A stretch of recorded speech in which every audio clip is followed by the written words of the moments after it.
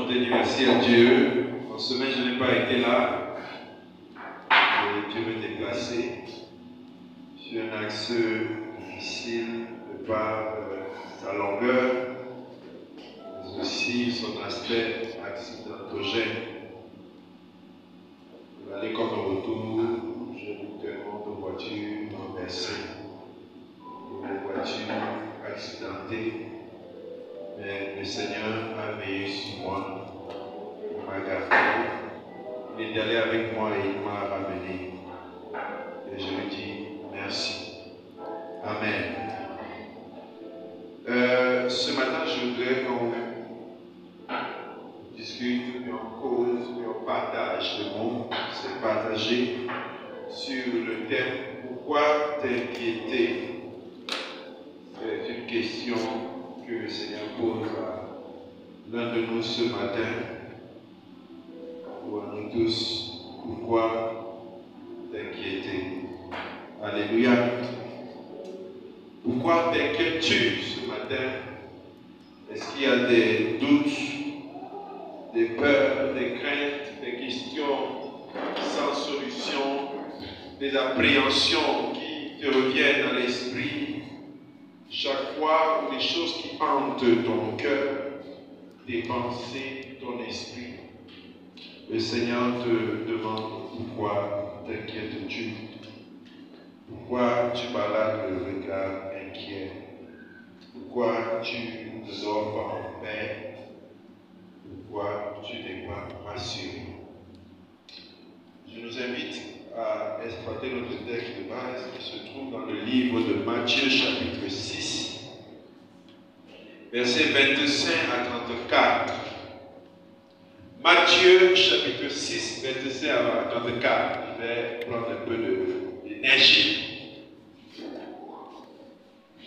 Alléluia. Si le texte est bon, nous allons lire, nous honorons la parole de Dieu en nous levant. Matthieu chapitre 6, verset 25 à 34, on nous dit: c'est pourquoi je vous dis, ne vous inquiétez pas pour votre vie, de ce que vous mangerez, ni pour votre corps, de quoi vous serez vêtus. La vie n'est-elle pas plus que la nourriture, et le corps plus que le vêtement? Regardez les oiseaux, ils ne sèment ni ne moissonnent, ils n'amassent rien dans les greniers, et votre Père céleste les nourrit. Ne valez-vous pas beaucoup plus que, qui de vous, par ces inquiétudes, peut ajouter une coudée à la durée de sa vie? Et pourquoi vous inquiétez au sujet du vêtement? Considérez comment croissent les lys des champs. Ils ne travaillent ni ne filent. Cependant, je vous dis, Salomon même, dans toute sa gloire, n'a pas été vêtu comme l'un d'eux. Si Dieu révèle ainsi l'herbe des champs, qui existe aujourd'hui et qui demain sera jeté au four, ne vous vêtira-t-il pas à plus forte raison, gens de bonne foi? Ne vous inquiétez donc point et ne dites pas: que mangerons-nous? Que boirons-nous? De quoi serons-nous vêtus? Car ces choses, ce sont les païens qui les recherchent. Votre Père céleste sait que vous en avez besoin. Cherchez premièrement le royaume et la justice de Dieu, et toutes ces choses vous seront données par-dessus. Ne vous inquiétez donc pas du lendemain, car le lendemain aura soin de lui-même. À chaque jour suffit sa peine.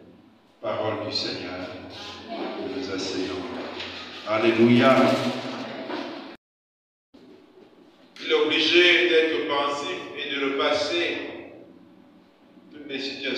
sa vie.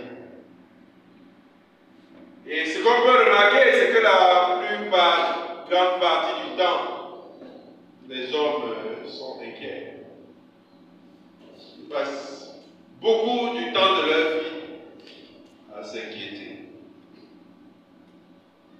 Et ce qui est paradoxal quand on regarde les statistiques, on nous dira peut-être chez nous le taux de, pas le taux, mais le niveau de recensement est bas.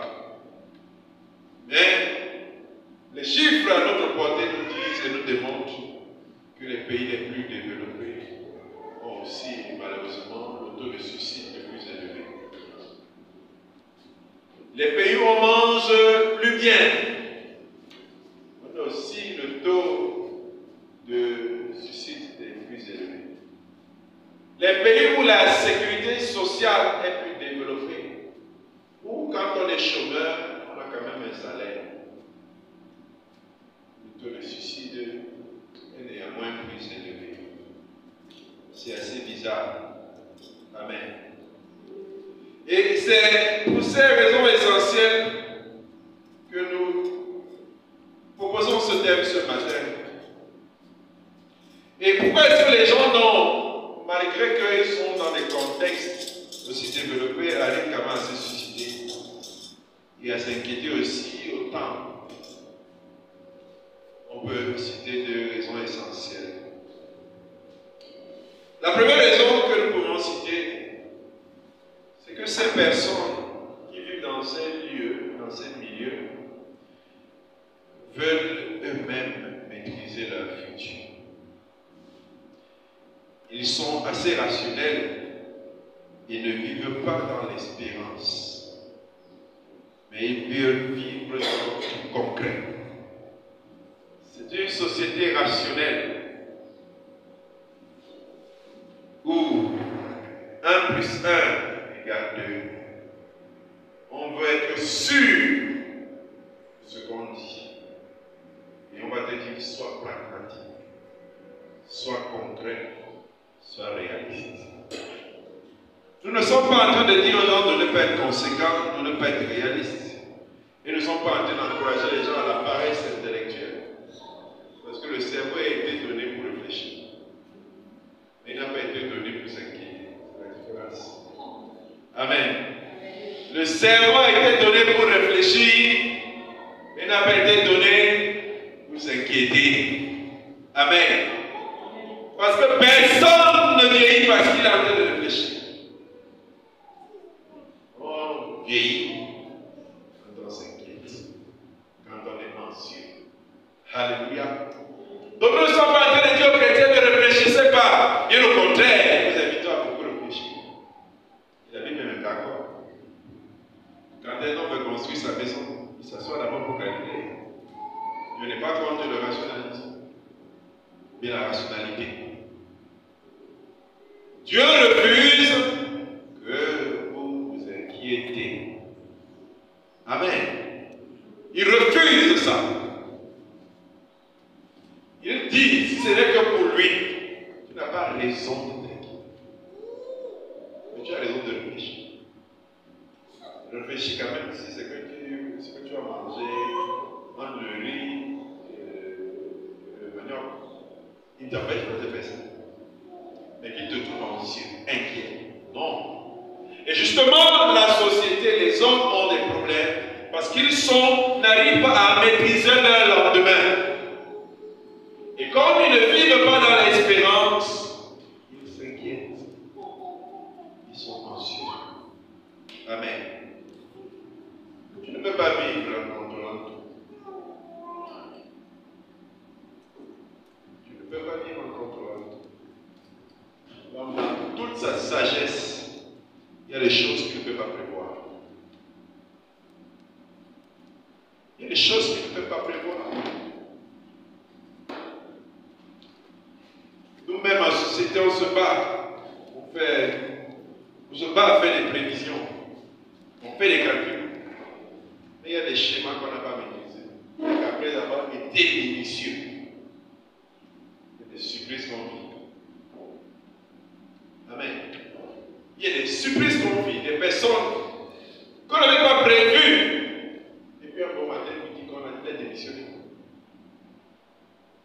Il a arrêté. Sans raison aucune. Pourquoi je le dis? Pour montrer qu'il y a des décisions qu'on peut prendre au pif. Amen. Qu'on peut prendre au pif sans réfléchir. Et si nous, en tant qu'individus, on peut se lever un matin et dire que bon, je ne veux pas que je travaille. Regarde ce travail, change d'emploi. Connaître les autres situations de la vie. On ne peut pas maîtriser. Amen. Si nous-mêmes on n'arrive pas à se maîtriser, ce n'est pas la vie qu'on pourra maîtriser.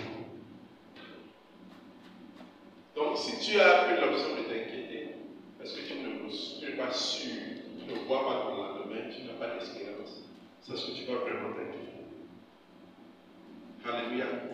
Y compris en disant que le lendemain, lui-même prend son lieu. Ce n'est pas toi qui prends l'histoire du lendemain. C'est le lendemain. Amen. La deuxième raison, c'est qu'ils n'ont pas imposé à leur une discipline. Ils n'ont pas appris à être disciplinés, à imposer à leurs sentiments une discipline, à contrôler leurs sentiments. Ce qu'ils veulent, ils peuvent l'obtenir à tout prix. C'est comme des enfants gâtés, à qui on n'a jamais refusé. Et le jour où vous le refusez, ils se fâchent. Ils peuvent se plonger dans le lac. Parce qu'il voulait aller passer les congés en Espagne, il va plutôt Massachusetts aux États-Unis. Il ne peut pas supporter sa vie, il meurt. Quand il dit ça, c'est un scandale pour Valérie. Lui voulait plutôt partir à Paris. On dit qu'il va aller plutôt à Marseille. Il se fâche. Il se plonge dans la mer. Non, on ne peut pas. Il y a une société européenne, il y a quelques années, je pense, France Télécom. Beaucoup de leurs employés commençaient à se suicider. D'autres sautaient, sont de passer sa course à tête. Ne souffre pas. Une fois un tour.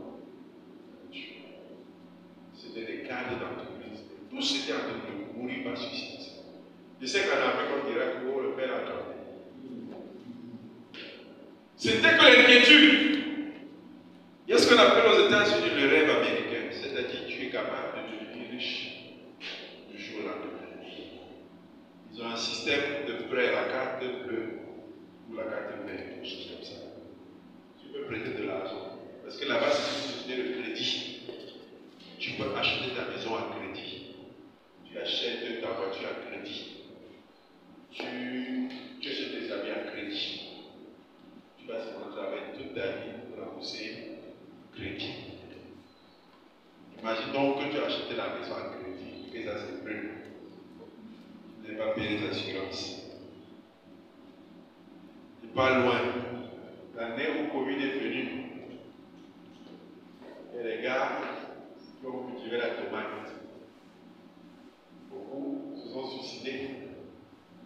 Parce que l'occasion de tomate est devenue à quoi? 2500, 2000. Le gars a emprunté l'argent à la Réunion. Il devait rembourser à crier. Covid arrive. Il a calculé que la tomate, je n'ai pas de quoi, je n'ai pas de marché. Il était à 10 000 francs ou à 8 000 francs l'occasion. On lui dit que c'est terminé. Il calcule tout l'investissement. C'est peut-être 300 000 qu'il va reprendre sur le million qu'il avait emprunté. Il regarde sa vie. Il regarde à gauche, il regarde à droite. L'argent va venir. Moi, je ne crois pas. Au mieux, je fais le truc rapidement, pas possible. Il se suicide. Pourquoi? Parce qu'il n'a pas d'espérance. Il a calculé, il a vu. Il n'a pas d'espérance. Et souvent aussi, nous, on nous trouve dans notre coin, un peu comme dans la position de Christelle ce matin, avec la main qui soutient la tête. Frère, qu'est-ce qui ne va pas? Sœur, qu'est-ce qui ne va pas? Non, ça ne va pas. Il y a quoi? Frère, je ne sais pas, la vie. C'est comme si nous devions accompagner les autres. Mais les êtres disent, ne t'inquiète pas. Ne t'inquiète pas. Ne t'inquiète pas. Alléluia. Le Seigneur lui-même a dit, mon juste vivra par la foi. Dans Habakkuk chapitre 2, mon juste vivra par la foi. Si la foi commence à te guider, ne sois pas surpris que les ennemis te gagnent. Ce n'est pas que la situation là est devenue spéciale. Ce n'est pas que les problèmes sont déjà trop nombreux. C'est juste que tu as manqué de foi. Tu es dans une étape où tu chancelles. Ta foi est en train de basculer. Parce que les personnes les plus heureuses au monde ne sont pas celles qui ont, mais ceux qui ont la foi. Amen. Ceux qui ont la foi, ça va aller, ça va marcher, ça va changer. Amen. C'est qu'un milliardaire, s'il n'a pas la foi, il n'aura pas la paix. Je suivais, c'est ce matin, oui, le docteur Claudel ici. Je ne suis pas fan.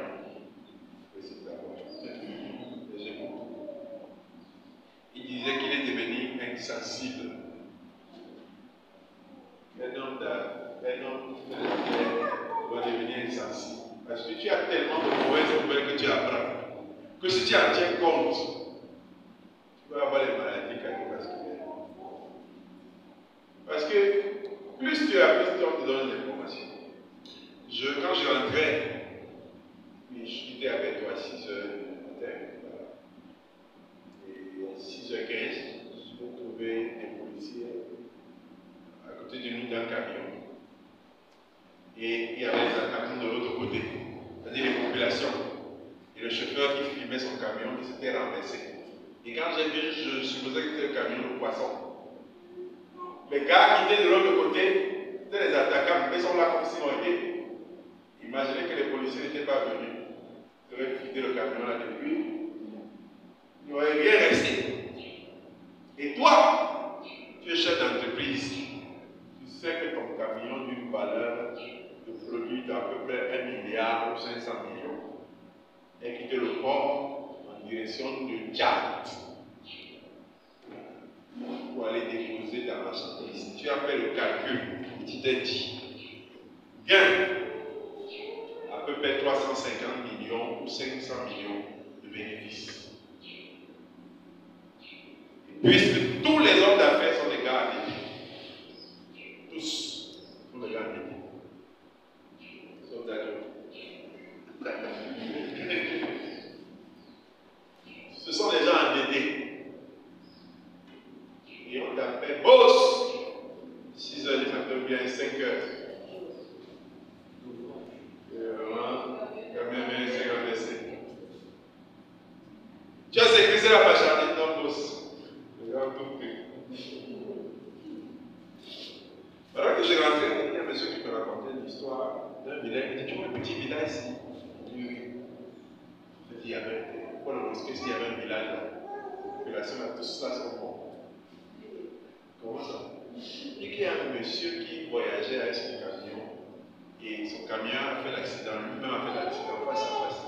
Il y a eu des morts. Il y avait des millions dans son camion. Et les gars sont venus, ils ont volé. Quand il s'est rétabli, il est revenu, il a dit, donnez-moi mon argent. Les gars, on dit qu'ils ne connaissent pas, ils n'ont jamais vu l'argent. Il a dit, donnez-moi mon argent. Les gens qui ne connaissent pas, il est rentré au village. Tous sont morts.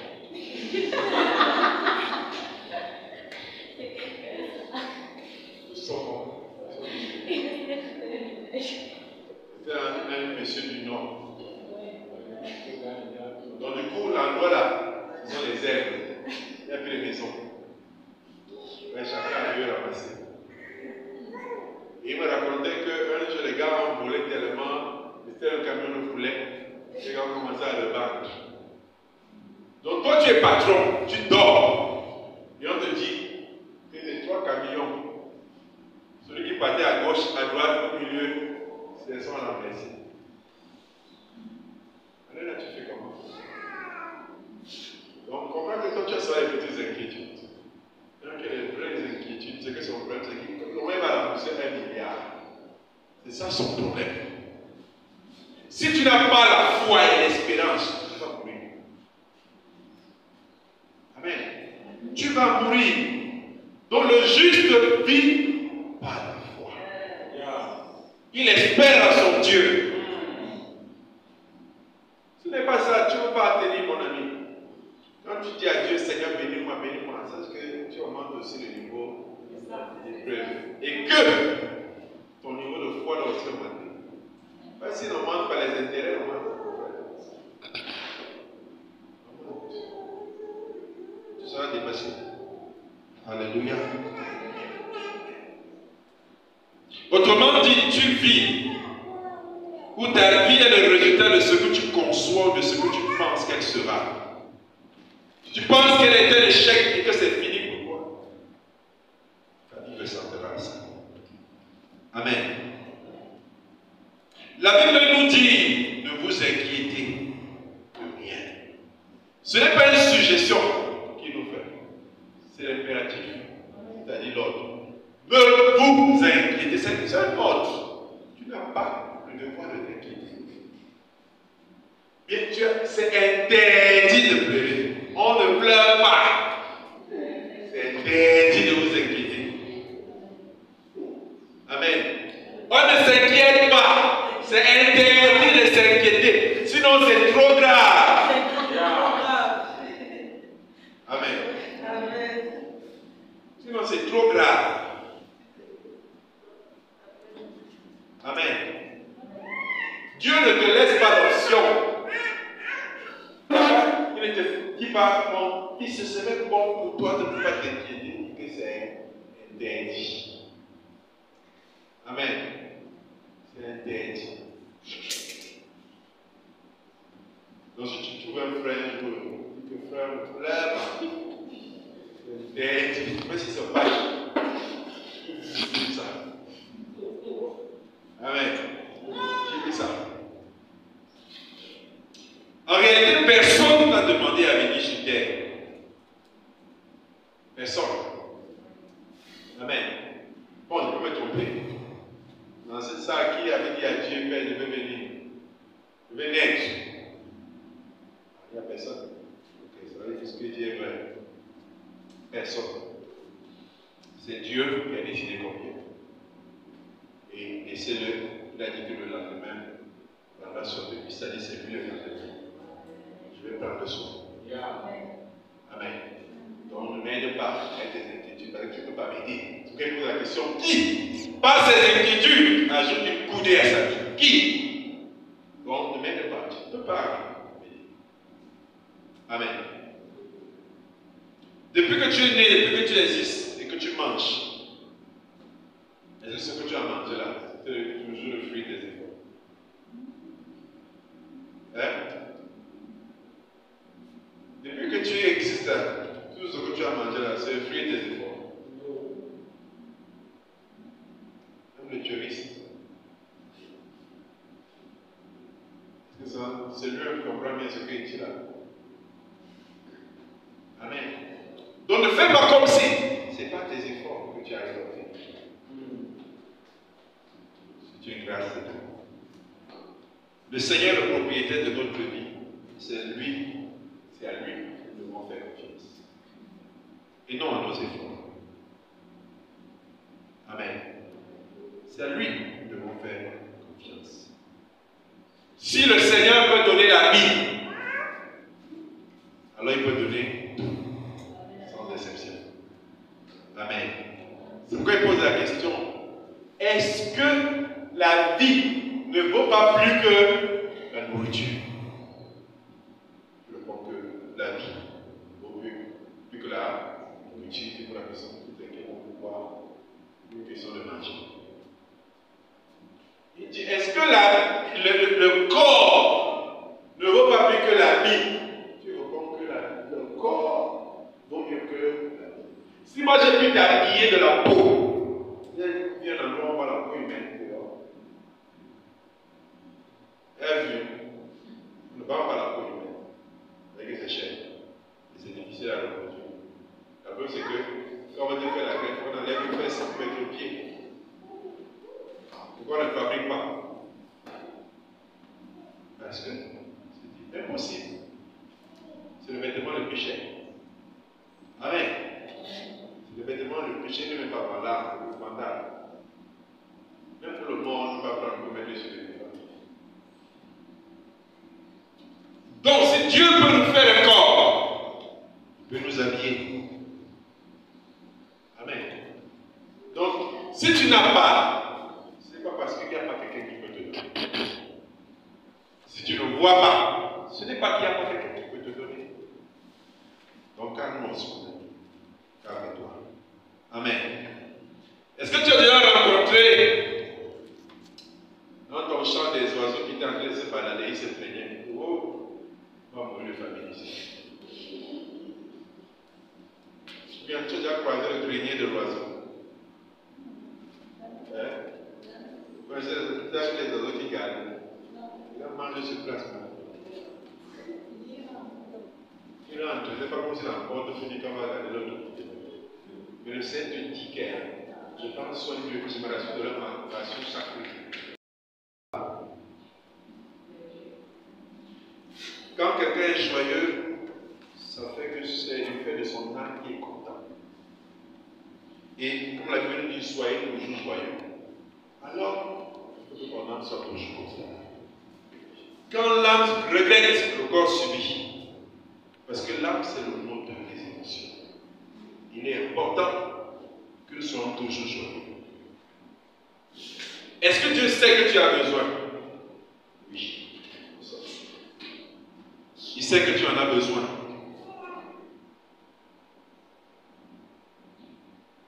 Et ta priorité sur cette terre, comme nous dit dans le texte, ce n'est pas de te faire de l'argent. Ce n'est pas de te faire de l'argent. Notre problème au Cameroun, c'est qu'on a justement le même problème que tous les autres hommes de la terre. On veut privilégier demain.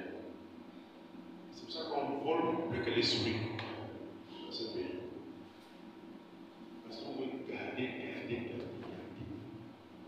Revenir demain. Et comme on vole comme des souris, on est guide à côté. Ça te prend donc, tu as tout volé. Mais la vie, c'est les enseigne pas. Tu as tout volé, alors tu vas en prison. Les seuls bénéficiaires, c'est ceux qui restent chez les hommes. Et ils décident maintenant s'ils viennent de donner leur repas ou pas. Tu peux encore faire trop dire que non, on changeait un peu. Mais tes gros vins que tu mangeais là, tu buvais avant de dormir. Et un chrétien ne doit pas ressembler à ça. Amen. Un chrétien qui vole est un chrétien qui n'est pas sûr de son Dieu. Il ne sait même pas. Ce n'est pas le fait de prendre et de garder qui va faire que mon lendemain sera assuré.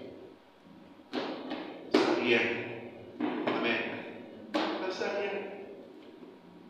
Ça ne sert à rien. Lendemain, de Dieu. Il nous dit cherchez le royaume et la justice de Dieu. C'est ça qu'il faut rechercher. Il dit le reste vous sera donné par-dessus. Amen. On a la preuve avec Israël. Je vous l'ai souvent dit. La Bible dit que pendant 40 années, leurs chaussures ne se sont pas usées. Ce n'est pas qu'ils voulaient encore tuer. Ils ont marché dans le désert. Leurs vêtements ne sont pas usés. Ce n'est pas comme si ils ne les portaient pas. Et pendant 40 années, ils n'ont pas connu le vieillissement dans la vie et les chaussures. Ce n'est pas que Dieu ne pouvait pas faire descendre les habits du ciel. Mais c'est Dieu qui détermine de ce que tu auras besoin. Il pourvoyait. Dieu a dit, habille, vous serez toujours neuf. Chaussures, vous serez toujours neuf. Et ils ne sont pas pleins. Ne manquez pas, je le dis. Amen. Et c'était un miracle qu'il vivait. Amen. Il vivait le miracle. Dieu là, tu ne tombes pas malade. Je veux dire que c'est un miracle que tu vis. Quand tu veux tomber malade et avoir l'argent, tu es soigné. Tu sais que quand tu es couché là-bas, tu ne peux plus manger ce que tu veux. On te dit que tu es fait dans une maladie sans celle des hommes. Non, papa, je préfère être en santé. Je préfère être en Amen. Vraiment. Papa, il préfère être en santé que d'avoir l'obésité parce qu'il mange trop bien. Et pour monter l'escalier, tu respires d'abord, tu prends la pause. Tu attends. Tu montes, tu attends. Quand tu regardes, on dit que tu vis bien. Non. Il y a des miracles que tu vis dans ta vie et tu ne t'en rends pas compte. Amen. Il y a des miracles. Tu peux sortir de chez toi, saper. Le gars ne sait pas qu'il y a 2 pantalons. Tu prends, comme tu ferais, tu regardes, le gars, il marche, il n'a pas le problème. Et puis il y a le sourire et la gloire de Dieu qui vient. Tu ne sais pas qu'il y a un gars qui t'observe au quartier.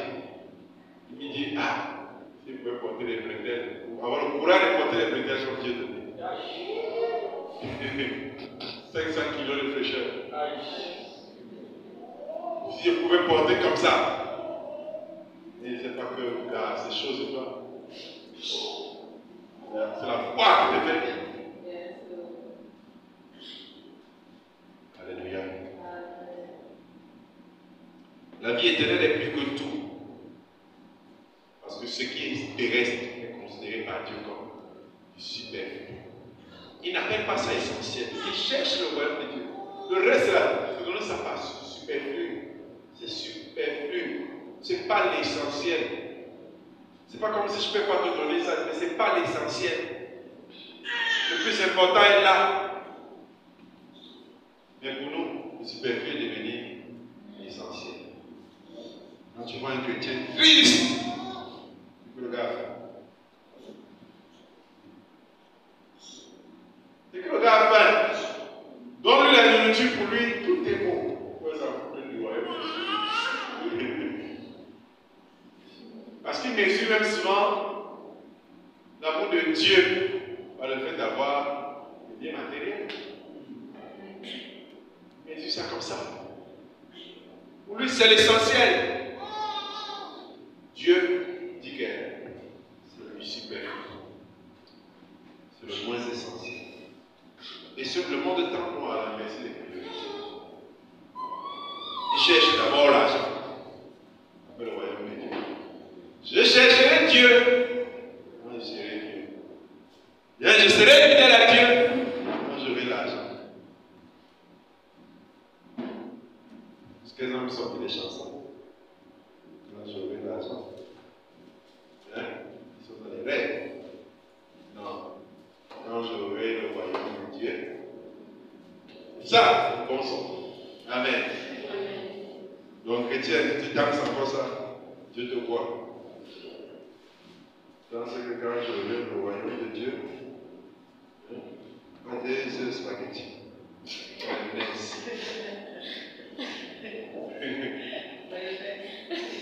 peux chanter. J'irai là-bas, dans le royaume de Dieu, j'irai là-bas. Amen. Oui, voilà les sons de l'heure. Pour le lendemain, pour que le lendemain tienne, tu n'as pas besoin de t'inquiéter. Et le lendemain va venir avec sa part de problèmes, sa part de lot. Mais il y a une peine pour chaque jour. Et ça, tu n'échapperas pas. Amen. Il y a des douleurs pour chaque jour. Je vous invite à lire Éphésiens chapitre 4, verset 6. Ce sera notre dernier texte. Il nous a dit, ne vous inquiétez de rien. Mais en toutes choses, faites connaître vos besoins à Dieu, par des prières et des supplications, avec des actions de grâce. Amen. Donc rien ne peut justifier ton inquiétude. Quand la raison de t'inquiéter viendra, se présentera, dis à Dieu. Amen. Dis à Dieu, Père, je sens que je vais déjà m'inquiéter. Mais tu as dit, l'inquiétude ne m'apporte rien. Prends contrôle. Prends contrôle de la situation. discussion.